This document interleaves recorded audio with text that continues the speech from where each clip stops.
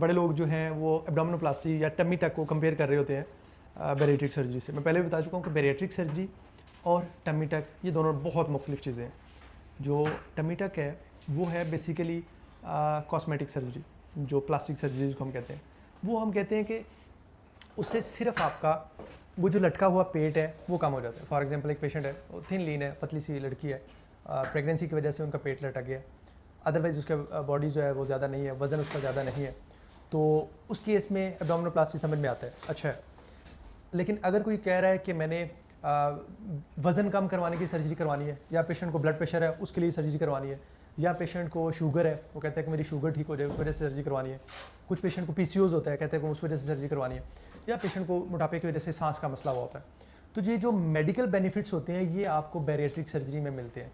इसमें होता यह है कि हम मैदे में थोड़ी सी ऐसी रद्दबदल करते हैं, या तो हम उसको छोटा कर देते हैं, या हम उसको छोटा करने की बजाय छोटी आंत के साथ उसको डायरेक्ट कॉन्टैक्ट में कर देते हैं।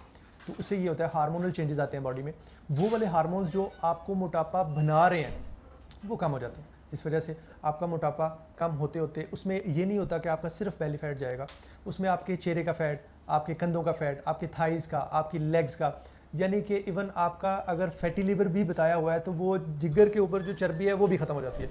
तो ये जो मोटापे की सर्जरी है जिसमें मेडिकल बेनिफिट्स मिलते हैं वो है बैरिएट्रिक सर्जरी। जो कॉस्मेटिक सर्जरी है जो सिर्फ खूबसूरती के लिए की जाती है और जिसमें सिर्फ और सिर्फ पेट को छोटा किया जाता है, या पेट की एक्सटर्नल चर्बी, जो पेट के बाहर जो लटकी हुई चर्बी है, अगर उसको सिर्फ कम किया जाता है तो उसको हम एब्डोमिनोप्लास्टी या टमी टक कहते हैं। Thank you.